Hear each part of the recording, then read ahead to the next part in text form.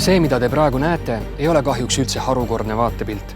Kuigi autode varastamine on Eestis tänapäeval haruldane, ei saa sama öelda autodesse sissemurdmise kohta. Politsei statistika kohaselt rüüstatakse iga päev mõnda autot. Aastas langeb enam kui 520 autoomaniku vargusohvriks.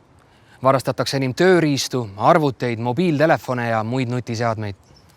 Autosse sissemurdmine võtab üldjuhul väga vähe aega ega vaja ka vargalt erilisi oskusi.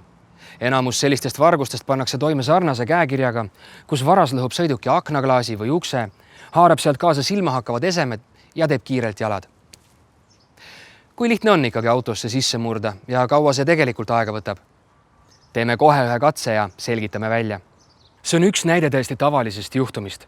Kesklinnas inimeste peamisest liikumistrajektoorist veidi kõrvale pargitud auto ja juhi kõrvalistmele on jäetud sülearvutikott ja mobiiltelefon, sest kõrval asuvasse kontorisse läks autoomanik vaid 15 minutiks ja varem pole ju midagi juhtunud.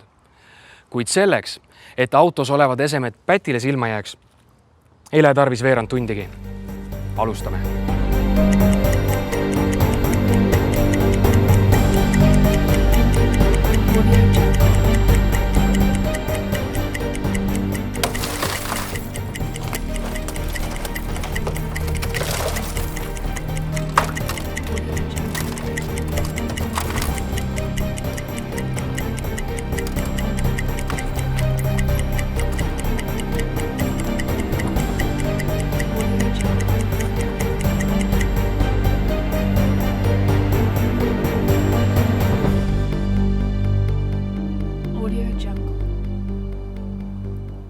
Suurem osa sellistest vargustest on kergesti ärahoitavad, kui sa ei jätaks oma asju autos nähtavale kohale.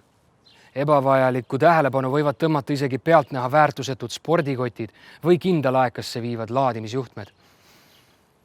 Kui aga ikkagi peaks juhtuma see kõige halvem, siis kahju korvamisel on sulle abiks kindlustus.